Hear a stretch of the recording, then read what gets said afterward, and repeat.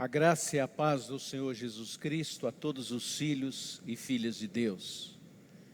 Nós estamos gratos a Deus pelo privilégio que o Senhor nos dá de podermos estarmos juntos, ainda que online, para celebrarmos culto ao Senhor e para esse tempo de ceia e de comunhão com o Senhor. Aqui no nosso templo, nesse momento, nós temos irmãos muito queridos, irmãos que têm trabalhado na parte técnica para que a gente pudesse chegar até a sua casa. Estão conosco também os nossos pastores. E algumas pessoas às vezes nos perguntam: por que vocês levam os pastores se a transmissão é online e eles têm uma participação às vezes tão pequena na pregação ou no culto ou na condução do culto?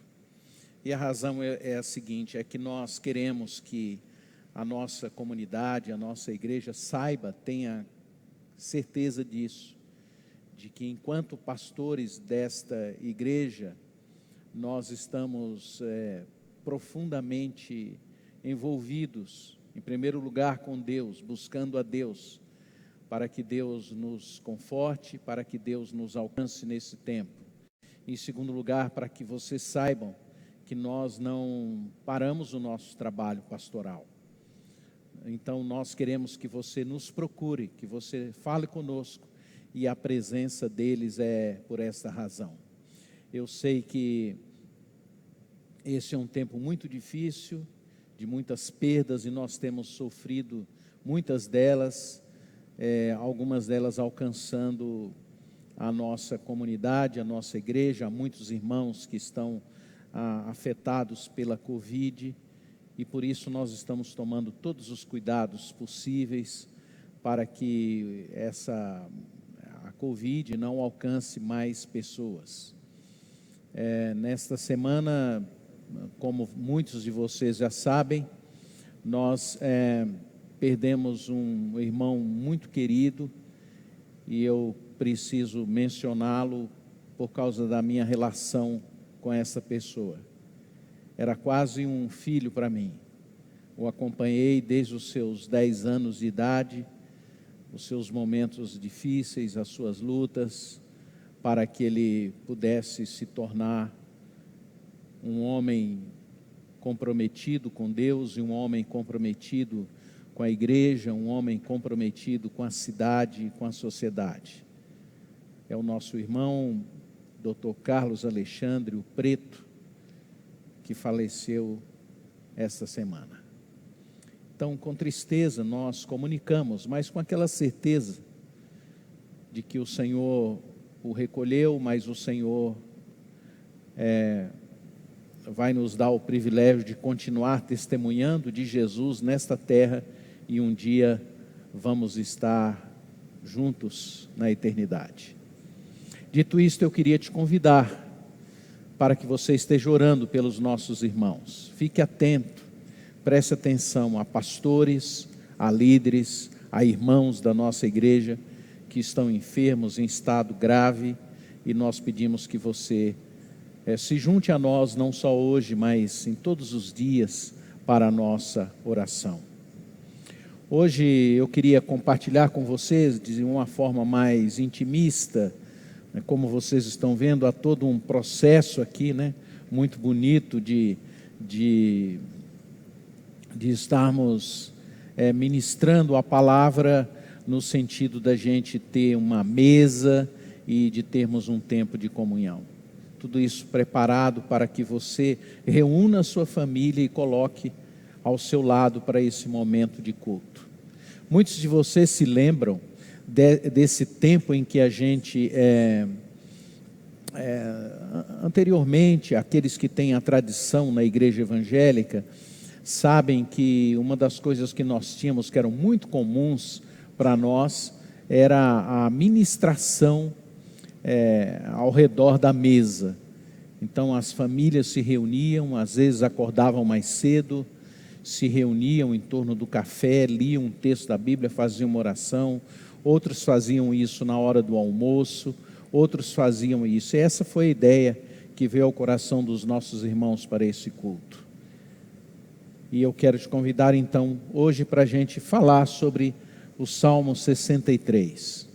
Os salmos, como os irmãos sabem e temos ensinado, eles são poesias, são orações que expressam os sentimentos dos salmistas, que expressam o que eles estavam sentindo. Eles usam linguagens metafóricas para falar realidades, para falar verdades e falar aquilo que estava no coração deles. O Salmo 63, ele tem várias metáforas, várias imagens que são construídas para que você possa entender e compreender melhor o que se passava no coração dos salmistas e como eles lidavam com o Senhor. Entre essas metáforas, uma delas, a mais forte, que está também em toda a Bíblia, está a metáfora sobre o deserto. E é sobre isso que nós queremos falar hoje. Para você compreender o Salmo 63, que praticamente nós vamos fazer uma leitura, você precisa entender a história que está por trás dele. O Salmo 63, ele trata um momento em que Davi está no deserto, escondido nas cavernas, por medo, por temor do seu filho Absalão. É uma história muito triste e muito impressionante, a história da relação de Absalão com o seu pai Davi. Davi estava vivendo um momento muito bom. Jerusalém, a nação israelita estava assim totalmente tomada, estava voltada, unida, estava toda reunida. Eles já se reuniam em Jerusalém, já adoravam a Deus lá. Quando nesse processo, um dos seus filhos violentou a sua filha, uma das filhas de Davi. Davi, nessa fase, ele tinha cerca de 8 esposas, porque esse era vamos dizer, a cultura da época. E uma das suas filhas, Tamar, foi violentada pelo seu filho Amnon, filhos de Davi, de mães diferentes.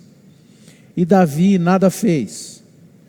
É impressionante, ele foi omisso, ele não tomou nenhuma atitude, nenhuma posição, ele nada fez, ele continuou agindo da mesma forma que ele agia, muito voltado para o seu trabalho, para as guerras, para o exercício do seu trabalho como rei, mas totalmente omisso em relação à sua casa.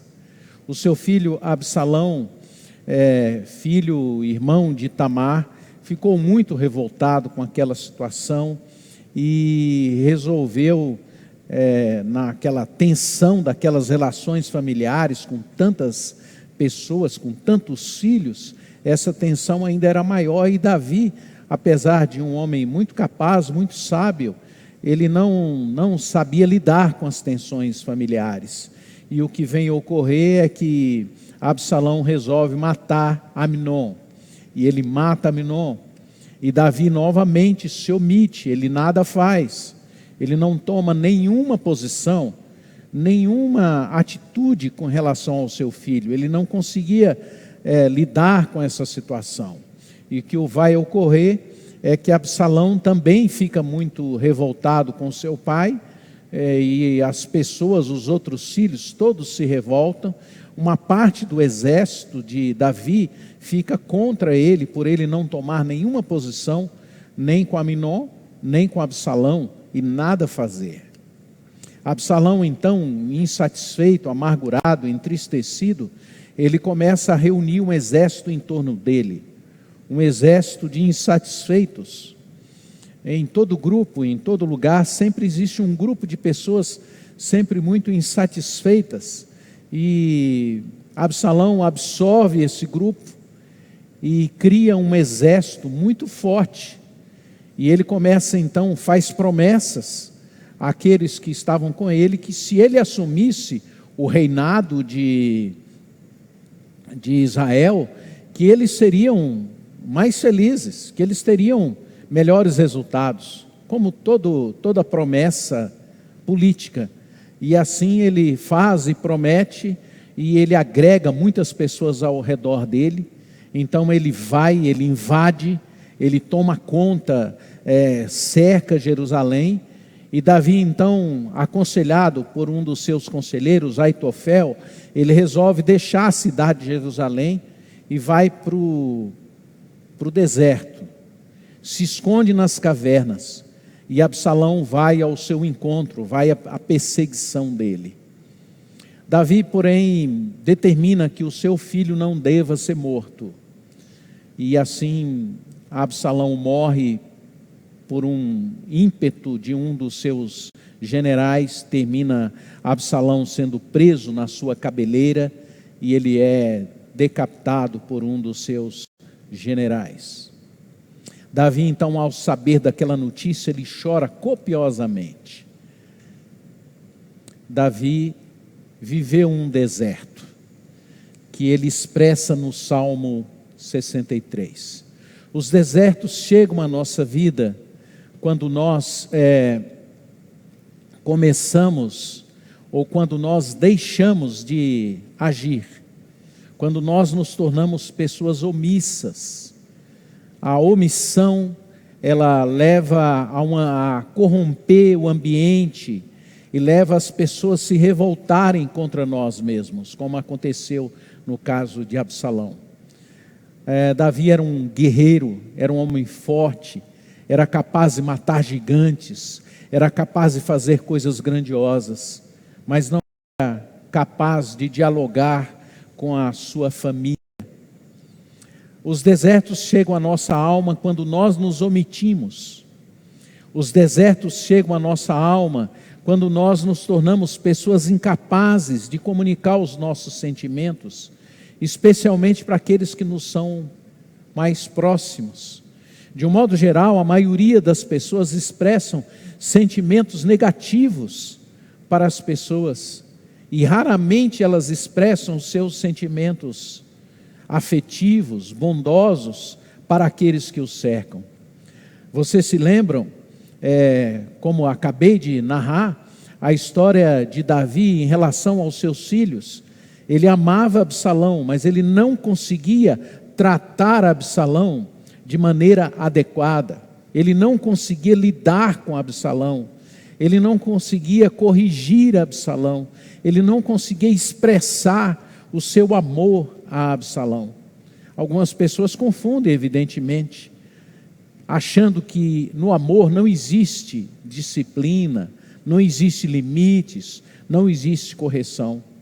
E Davi era um homem que não conseguia expressar os seus sentimentos de amor e de disciplina em relação aos seus filhos. Por essa razão, ele se tornou uma pessoa que começa a viver então esse deserto na sua alma.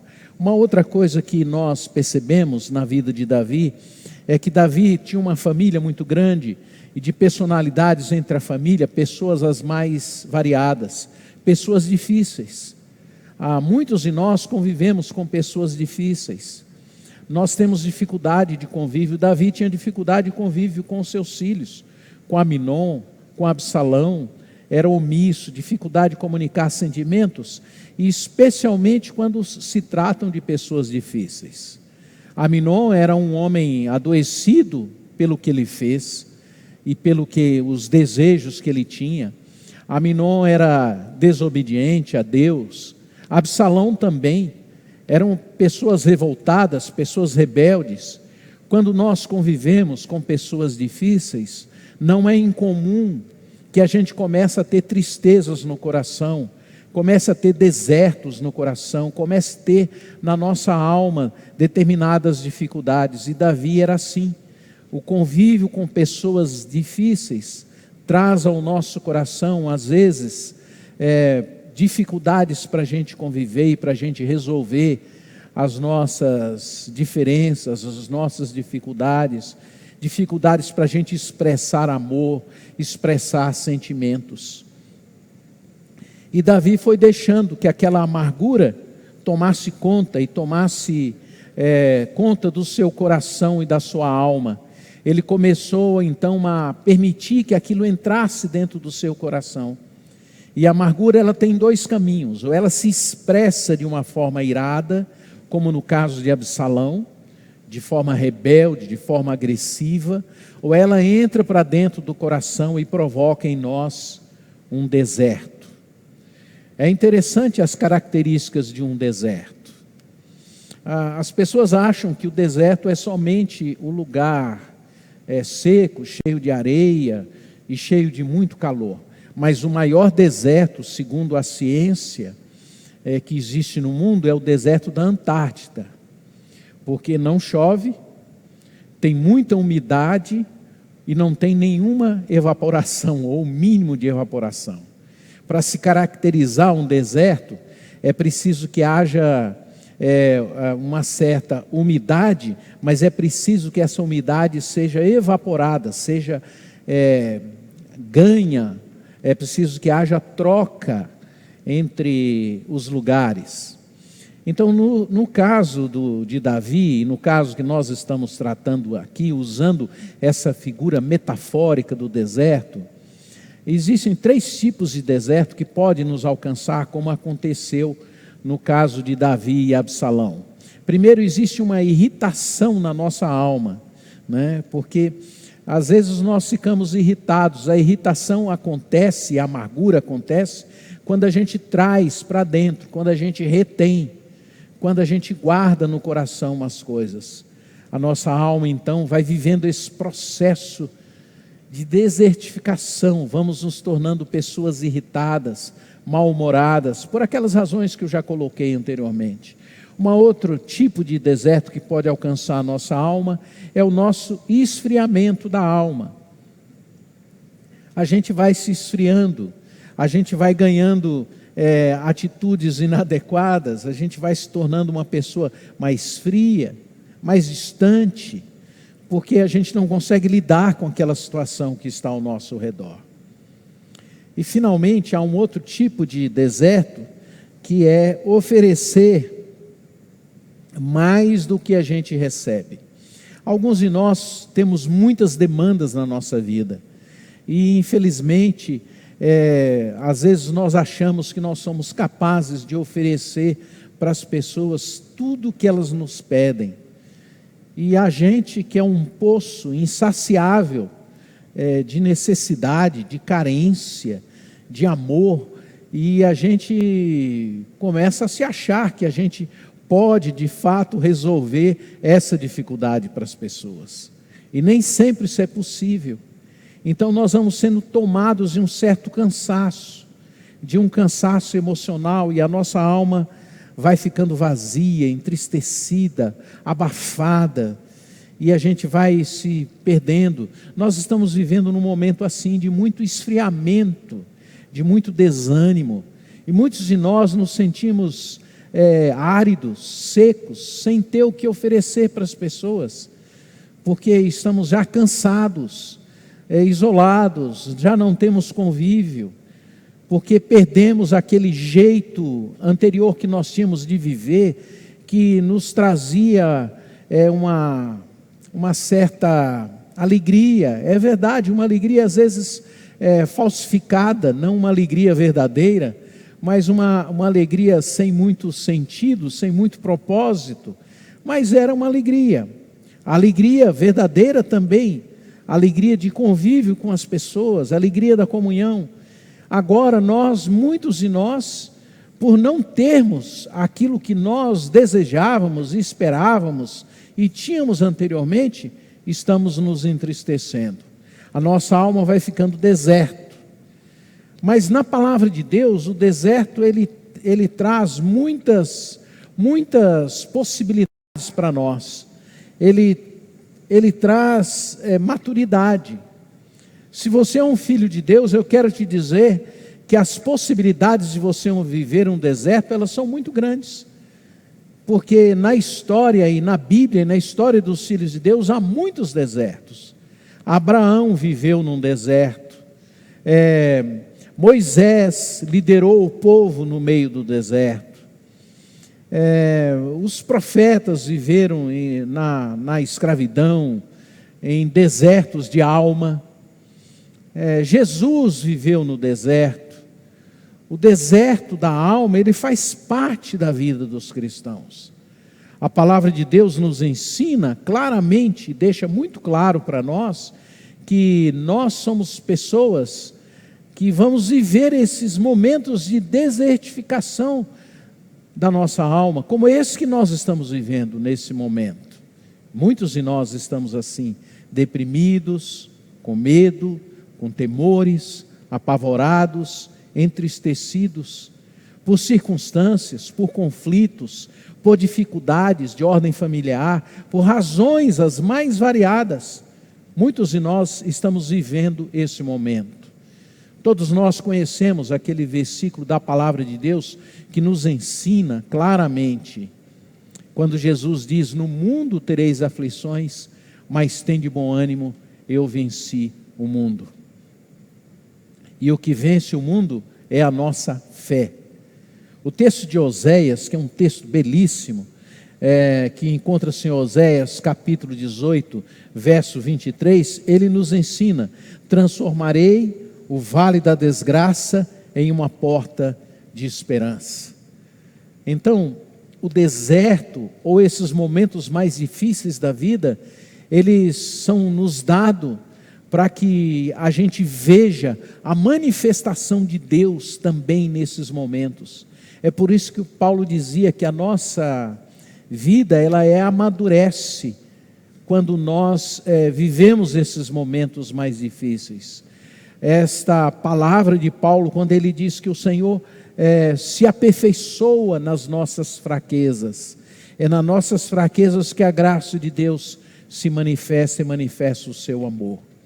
Então, dito essas coisas, acho que nós estamos preparados agora para ler o Salmo 63, e eu quero te convidar para fazer uma leitura diferenciada. Abra sua Bíblia aí no Salmo 63. A primeira coisa que Davi faz, quando ele vive esse momento de deserto, e dentro de uma caverna como ele estava, ele busca a Deus. Ele diz assim: eu te busco ansiosamente, e a minha alma tem sede de ti. A busca de Deus, que Davi está se referindo, ela é diferente dessa que nós estamos acostumados. Nós estamos acostumados a essa busca de Deus,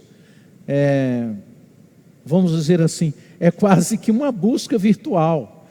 A gente entende que buscar a Deus é só quando a gente tem um momento de oração, quando a gente vem em um templo, quando a gente vem em uma igreja. Davi, quando ele diz assim: eu te busco ansiosamente e a minha alma tem sede de si, essa palavra alma, essa busca, esse desespero de Davi, é porque ele buscava intensamente a Deus, é porque ele estava de fato buscando ao Senhor com todo o seu ser, com a integridade do seu ser. No pensamento hebraico não havia essa diferença, como a gente entende hoje, de espírito, alma e corpo. Ele buscava intensamente, com o corpo. O seu corpo expressava essa busca. Ele buscava com as suas emoções expressavam essa busca. Ele expressava isso com a sua mente. Ele buscava Deus, ele tinha sede, era uma coisa existencial, era um desespero de querer a presença de Deus. Busque ao Senhor, é isso que o Senhor quer de você, é que você o busque. E Ele busca isso dessa forma, porque em momentos difíceis da vida, como esse que nós estamos vivendo, em momentos de dor como esse que nós estamos vivendo, não há palavra que possa de fato nos confortar. Não há o que se faça para alguém que está vivendo um conflito como esse que Davi vivia, de ter um filho querendo matá-lo. Não tinha resposta.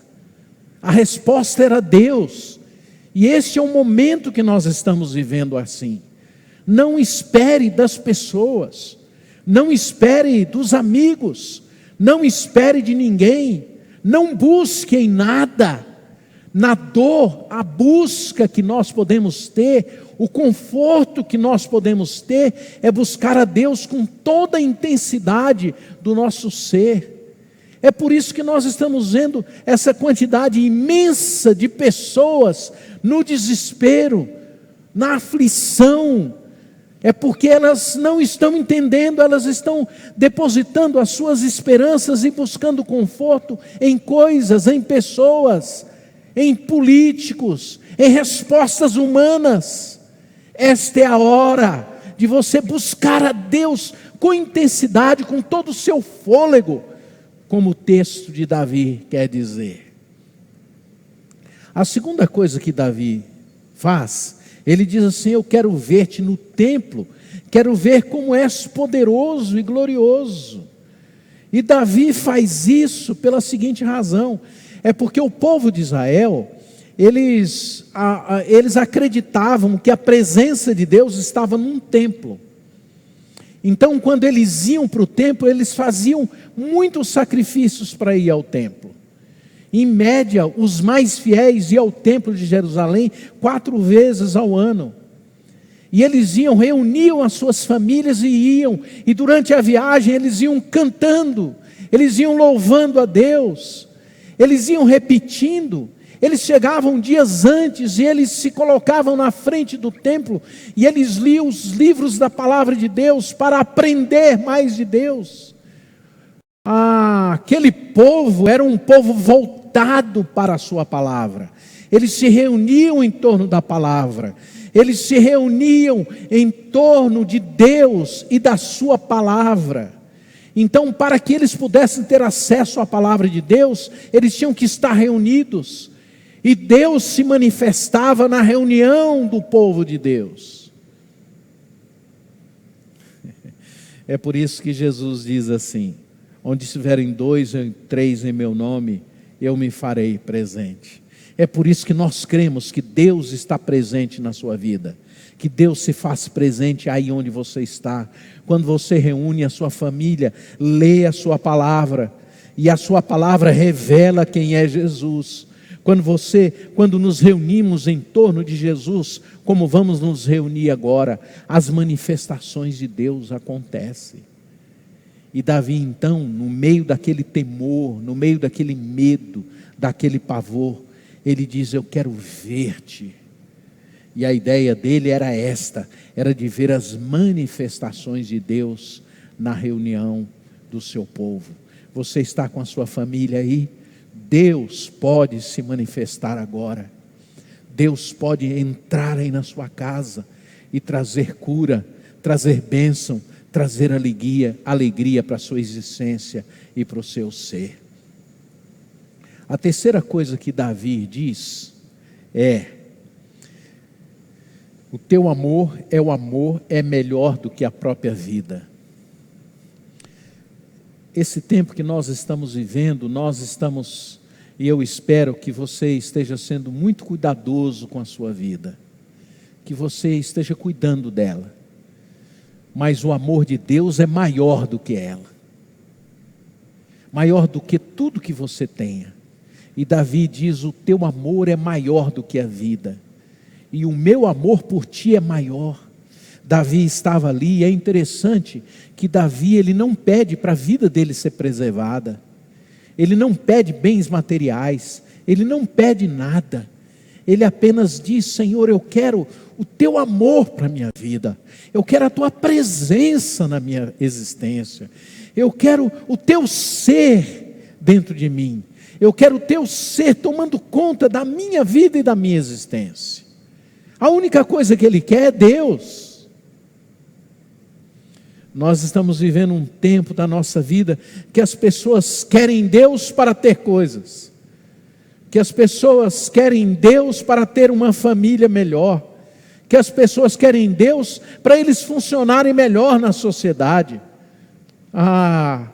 Se você entendesse que Deus é maior do que tudo isso, e se você entendesse que é possível nesse tempo, desfrutar da presença dEle, da graça dEle, do amor dEle, do aconchego dEle, da vida dEle dentro de nós, certamente você viveria de uma forma diferente e nova. Ah, meu irmão, minha irmã, o que você tem que pedir agora, não é pedir coisas, não é pedir saúde, não tenha medo, peça a presença de Deus, porque quando Ele vem para a vida, Ele traz tudo para a sua existência. Ele traz vida, Ele traz saúde, Ele traz alegria, Ele traz paz, Ele traz conforto, Ele traz segurança, Ele retira o medo da morte, e você começa a diminuir essas ansiedades, esses desesperos que a maioria das pessoas vivem. Sabe por que Davi estava orando daquela forma? E pedindo, e falando desse amor de Deus? É porque naquela caverna estava presente o seu filho com um exército para matá-lo. E ele sabia que ele poderia morrer. Então ele diz: Senhor, o que eu quero é a tua presença. O que eu quero é a tua presença aqui, porque com a tua presença na minha vida, os teus planos, os teus projetos, os teus sonhos para a minha vida acontecerão. E um deles pode ser o Senhor me levar para a eternidade. Davi queria essa presença, esse amor de Deus, porque Ele é muito mais de qualquer outra coisa que você possa ter. Em quarto lugar, Davi se dispõe e diz: Senhor, enquanto eu viver, eu falarei da tua bondade. Senhor, enquanto eu estiver vivo, eu vou proclamar do teu amor, eu vou falar da tua graça, eu vou falar do teu amor, da tua presença. Há quanta gente carente, precisando de ver e de viver essa experiência da graça e do poder de Deus, de ver a manifestação do amor de Deus. Quem sabe há alguém aí na sua casa, quem sabe alguém no seu lar, quem sabe um amigo, quem sabe alguém que possa estar ao seu redor, precisando de ver na sua vida e ver nos seus lábios palavras que vêm desse Deus bondoso e desse Deus eterno, desse Deus amoroso. Proclamarei da tua bondade, proclamarei da tua aliança que o Senhor tem feito com o seu povo. Ah, esse Deus é um Deus maravilhoso. Os nossos filhos, os nossos amigos, a nossa família, a esposa, o marido, eles precisam ouvir desse amor e dessa graça de Deus, nesse tempo de tanta violência, de tanta agressão, de tanto desamor. Davi diz: eu vou proclamar desta bondade, desta misericórdia que se renova a cada manhã, desse compromisso que esse Deus tem conosco, de nos amar e nos amar até o fim. Eu vou proclamar disso. Davi diz mais: as tuas bênçãos são como alimentos gostosos, elas me satisfazem. Ah, meu amigo, Davi, ele usa em outras traduções a expressão que aparece, carnes gordurosas. Para nós, né, que somos adeptos da picanha, né, da carne mais gordurosa, a gente sabe o que é isso. Nós que somos mais selvagens, né? Hoje, já chegando nessa idade, quando eu pego uma picanha gordurosa, eu tenho que separar aquela parte ali, e eu vou separando tudo aquilo, vou tirando a gordura para que as minhas coronárias não sejam entupidas pela gordura. Gente, eu faço aquilo com uma pena, mas aquilo nos satisfaz, aquilo traria satisfação, mas eu separo, porque eu preciso cuidar da minha saúde. O que Davi está dizendo é que as bênçãos de Deus o satisfaziam. Nós vivemos num tempo de gente que reclama tanto, que pede tanto, que vive em tanto desespero, que vive em busca de tantas coisas, quando Deus já nos tem dado tanto. Deus já tem nos dado tanto, tanto. Deus tem nos dado um amor que nos preenche. Deus tem nos dado um amor que supre a falta do Pai humano, que supre a falta do Filho que se foi. Deus tem nos dado um amor que nos preenche. Deus tem nos dado um amor que nos completa. Deus deu o seu Filho na cruz do Calvário, morreu na cruz para nos satisfazer. A palavra de Deus diz que em Cristo nós temos toda a sorte de bênção, de todo benefício espiritual, emocional, material que precisamos. Ele nos completa. Nele não há insatisfação, nele não há o que buscar mais, é nele que nós encontramos tudo o que precisamos. Se temos ele, temos tudo. Se temos ele, temos a vida de Deus dentro de nós, nós temos todas as nossas necessidades supridas. Nesse tempo de gente tão insatisfeita, de gente tão carente de amor, de gente tão desesperada, eu quero te convidar para que você abra o seu coração para Deus e você seja preenchido por essa graça, por esse Espírito, pela presença do nosso Deus vivo. Não se distraia, mente e coração em Deus. Quando estou deitado, eu me lembro de Ti, penso em Ti a noite toda, porque sempre me tens ajudado. Nesse tempo de gente de tanta insônia, as pessoas não dormem mais, não dormem porque elas estão desesperadas, não dormem porque estão com medo, não dormem porque não têm sossego. Davi estava ali naquele lugar, ele estava com medo, mas ele diz assim: quando eu me deito, eu me lembro de Ti, eu tenho imagens da Tua presença na minha vida, eu trago o Senhor para perto de mim. Quando eu me deito, eu me coloco na Tua presença. A maioria das pessoas estão resolvendo o seu problema da insônia com remédios. E alguns talvez tenham essa necessidade, porque o nível de ansiedade em que elas chegaram é muito alto. Sabe por que Deus quer que você o busque, que você deposite a sua vida nas mãos dEle? É justamente para que essa ansiedade seja diminuída. A palavra de Deus diz para a gente lançar sobre Ele toda a nossa ansiedade, lançar sobre Ele todo o nosso medo, todo o nosso temor. E as noites são momentos para a gente fazer isso. Não desperdice a sua insônia. Coloque a sua vida nas mãos de Deus. Busque a Deus, descanse em Deus. Jogue sobre Ele todos os seus medos e todas as suas ansiedades. E você vai perceber que logo esse sono vai começar a voltar. E você vai dormir e descansar. Porque o medo vai desaparecer. Porque a ansiedade vai diminuir. E ele então diz assim: esconder somente em Deus. Na sombra das Tuas asas, canto de alegria. Tua mão direita me segura bem firme e eu me apego. Você tem um Deus aonde você precisa descansar. Essa é uma imagem belíssima, nas sombras das asas. Essa é uma imagem da palavra de Deus, do cuidado de Deus conosco, da proteção de Deus.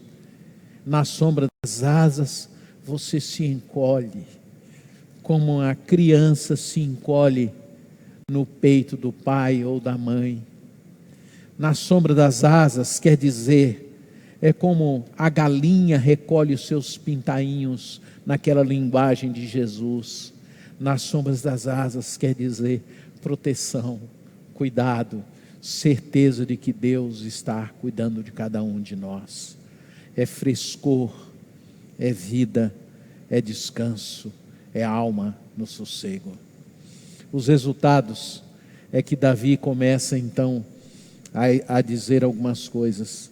Pessoas ou circunstâncias contra nós não devem ser razão pela qual a gente deva se entregar a elas, e nem deve ser pessoas pelas quais a gente deva lutar contra elas. A gente precisa ter essa consciência que qualquer circunstância ou qualquer pessoa que se levante contra nós, nós temos um Deus que está conosco. Se Deus é por nós, quem será contra nós? Você não precisa ter medos no teu coração. Você tem o sócio mais importante, que é o próprio Deus. Confie nele, coloque a sua vida nas mãos dele. E finalmente Davi diz: alegria e vitória, mas o rei se alegrará, porque Deus lhe dá a vitória. A vitória não são essas coisas aqui da terra. A vitória é a gente viver nesta terra sem medo, sem temores no coração e cada vez menos entregues a nós mesmos e a nossa ansiedade, e cada vez mais descansando na graça e na presença de Deus. Preste atenção naquilo que você está vivendo nesse tempo. Eu quero te convidar para você ir para Ele. Esse tempo será um tempo de vitórias, se você buscá-lo, se você procurá-lo, se você for ao encontro dEle. Não desperdice esse tempo. Aproveite esse tempo para andar com Deus, para viver com Deus. E a vitória é certa. A vitória última que nós temos é a vitória sobre a morte. O Senhor morreu na cruz para que houvesse vitória sobre a morte. É o último aguilhão, e ele já foi vencido por Jesus Cristo na cruz do Calvário. Por isso é possível a gente viver aqui sem esse medo da morte, sabendo que Ele está a nosso favor, que Ele faz parte da nossa vida e que Ele nos deu a vida eterna. Que o Senhor nos abençoe. Eu espero que tenha sido abençoador para você e que você saia daqui, ou aonde você estiver, você viva uma vida com Ele e pela graça dEle. Amém e amém.